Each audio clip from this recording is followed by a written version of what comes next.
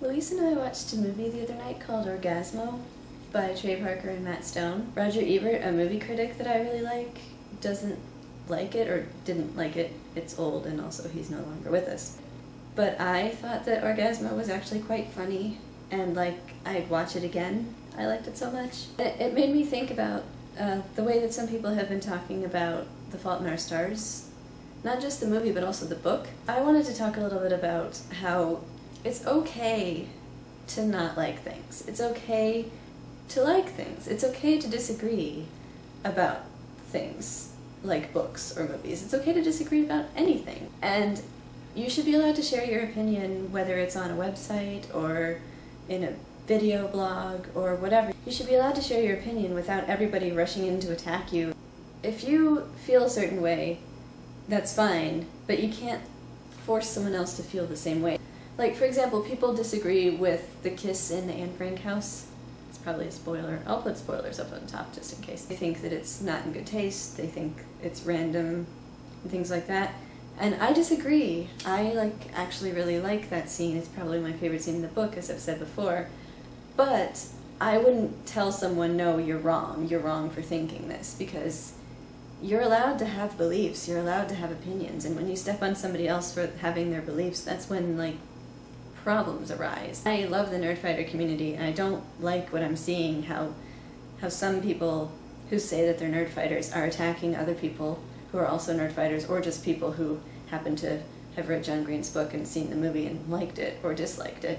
But people are attacking other people for not liking a movie or a book, and that to me just seems like a waste of energy. When there's so much that's actually bad in the world, why are you attacking someone for not liking a book? And I just couldn't believe some of the things that I was seeing, because I saw this one video of this girl who did not like The Fault in Our Stars, and I believe she was mostly talking about the book, but I think she saw the movie too, and she probably had the same feelings. People in the comments are telling her that she, needs to read the book, and she doesn't know what she's talking about because she didn't have cancer and stuff, and it's just whoa, she made actually a really good video with really sound arguments that made me think about stuff.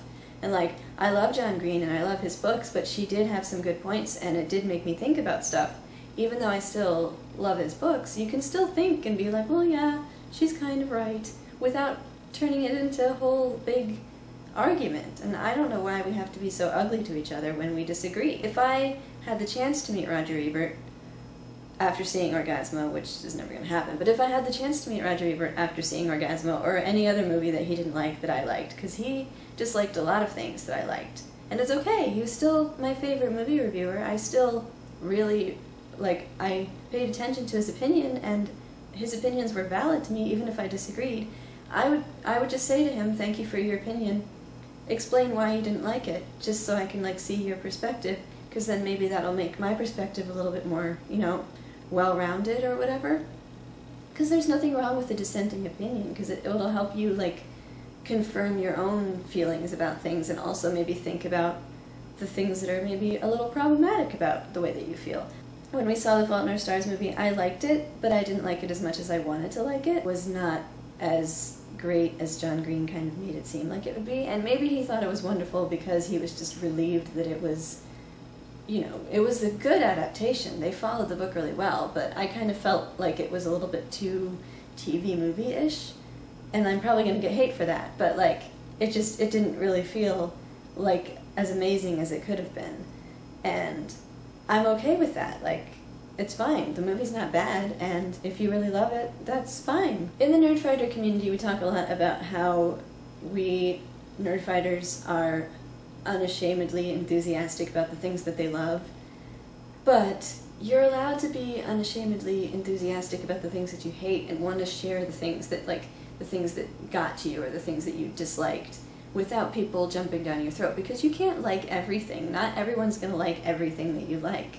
So I feel like we should be allowed to also talk about the things that we thought were a little, disappointing or a little bit problematic without other people getting so defensive, because people aren't always going to like the same things you like. That's all there is to it.